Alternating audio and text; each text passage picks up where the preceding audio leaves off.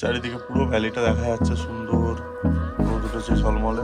এতে হঠাৎ চোখে পড়লো এটাই হচ্ছে সিল্ক রোড জুলুকের। তো জুতোর ভেতরে এত জল জমে মাছ ছেড়ে মাছ চাষ হয়ে যায়। Hold me close till I get up.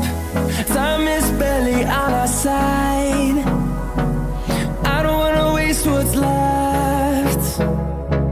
The storms we chase are leading us, and love is all we'll ever trust. Yeah. Hello everyone, welcome to the channel, welcome to a new video. আশা করি সবাই ভালো আছেন। Good morning from Nathang valley, Sikkim. কাল এখানে এসে পৌঁছেছিলাম প্রচণ্ড বৃষ্টির মধ্যে, ঠান্ডার মধ্যে এসে পৌঁছেছিলাম। এনার্জি একদমই ছিল না। সন্ধ্যাবেলায় রাতে প্রচণ্ড ঘুমিয়েছি, বাট আজকে সকাল থেকে খুব সুন্দর সানি ওয়েদার দেখাচ্ছে আমার হোমস্টের ঘরের থেকে ভিউটা। আর এরপর আমরা এখন ব্রেকফাস্ট করবো। ব্রেকফাস্টে ম্যাগি দিয়েছে, ব্রেকফাস্ট করবো। দেন এখান থেকে বেরিয়ে যাবো জুলুকের উদ্দেশ্যে। জুলুকটা দেখে দেন আবার ব্যাক টু গ্যাংটক। এরকম খানিকটা ভিউ হচ্ছে রুমের জানলা থেকে। চারিদিকে পুরো ভ্যালিটা দেখা যাচ্ছে, সুন্দর রোদ উঠেছে ঝলমলে। আর তার সাথে পাহাড়ের স্পেশাল ম্যাগি। এখন টাইম হচ্ছে 9:06। লাগেজ ফাগেজ বেঁধে রেডি। এই যে আজকে লাগেজ বেশি কিছু ছিল না, ছোট্ট একটা ব্যাকপ্যাক ছিল। আমার সেট, পিকু সেট, মিঠুনদারও সেট। চলো এরপর দেখা হবে ডাইরেক্ট গোপ্রো মোডে।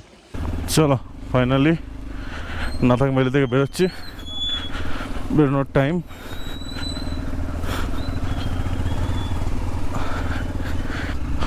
আবার সেই সলিড অফরোড করতে হবে। নো ইস্যুজ, ভালোই লাগবে।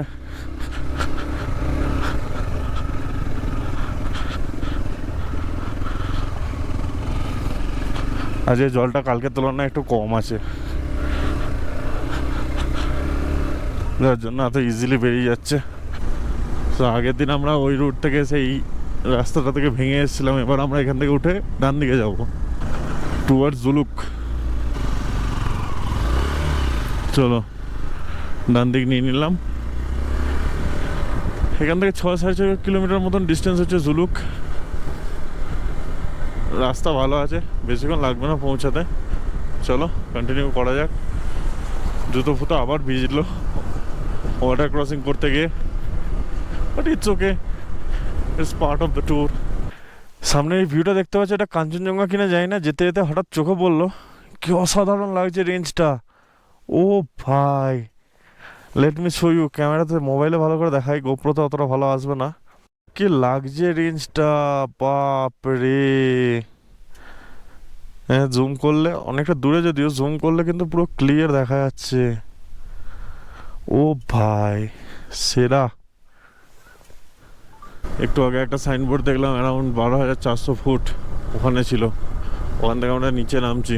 কত দিনের লং চেরিশ ড্রিম যে সিল্ক রুট যাবো জুলুক যাবো, ফাইনালি আজকে কমপ্লিট হচ্ছে।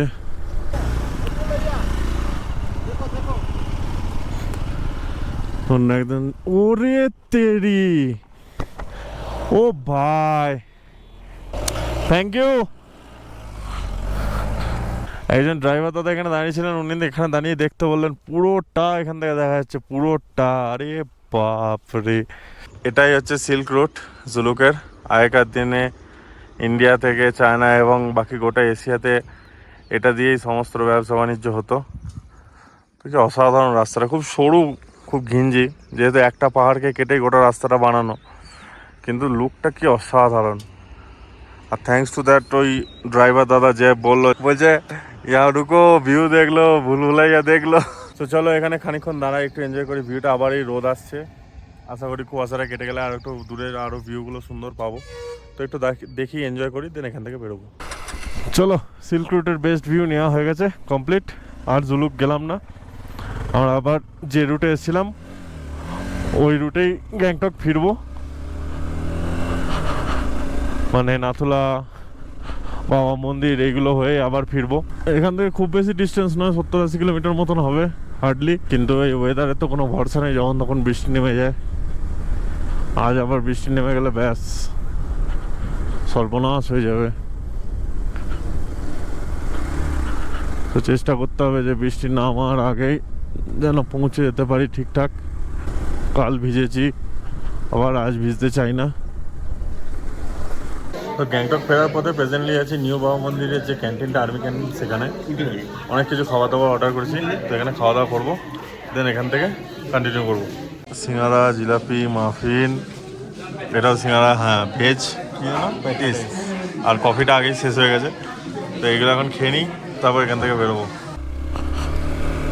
ব্রেকের পর বেরোচ্ছি নিউ বাবা মন্দিরের এখান থেকে, যাব টুয়ার্ডস গ্যাংটক। এখন টাইম হচ্ছে 11:48। এখনও ফোনে টাওয়ার আসেনি আমার। এখানে পার্কিং হচ্ছে আবার 20 টাকা করে বাইকের জন্য। এখনও মোর দ্যান 50 কিলোমিটার্স গ্যাংটক এখান থেকে। লেটস সি কতক্ষণ লাগে। চারিদিকটা হঠাৎ করে কিরকম অন্ধকার হয়ে গেল মেঘে, বাপরে কিছুই দেখা যাচ্ছে না, এত মেঘ কুয়াশা, না ভয়ঙ্কর। এই জাস্ট মানে 2-3 মিনিট আগে পর্যন্ত পুরো ক্লিয়ার ওয়েদার ছিল, রোদ ছিল। 2-3 মিনিটের ব্যবধানে এরকম অবস্থা হয়ে গেল ওয়েদারের। মানে মনে হচ্ছে যেন সেই রাত হয়ে গেছে, সন্ধে হয়ে গেছে, এরকম একটা অবস্থা। রে বাপরে কুয়াশা, খুবই ভয়ঙ্কর অবস্থা। তার মধ্যে আবার হালকা হালকা বৃষ্টিও পড়ছে, সেরকম জোরে বৃষ্টি পড়ছে না, বাট হালকা হালকা ছিটে ফোটা বৃষ্টি হচ্ছে। আর ভিজিবিলিটি 0। হঠাৎ করে কোথা থেকে এত মেঘ কুয়াশা চলে এলো কে জানে, মানে আনবিলিভেবল। কত তাড়াতাড়ি এই ওয়েদার চেঞ্জ হয় পাহাড়ে, মানে এটা একটা এক্সাম্পল।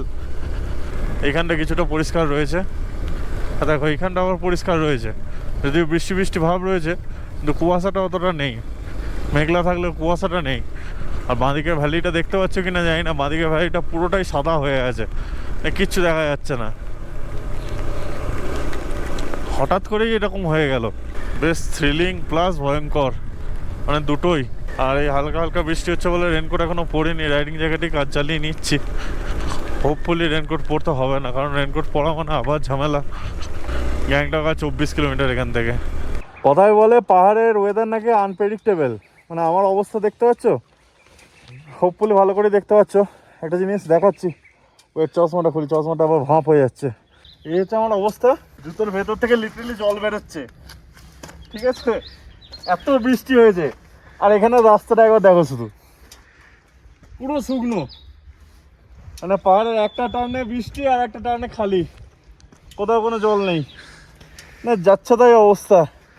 আর এবারে অ্যাজ ইউজুয়াল রেন প্যান্ট আনতে ভুলে গেছি, ওপরটা যা হোক করে পরে বাঁচিয়েছি, কিন্তু নিচেটা পুরো একদম ভিজে যাচ্ছে তাই অবস্থা। জুতোর ভেতরে এত জল জমে যে মাছ ছেড়ে দিলে মাছ চাষ হয়ে যায়।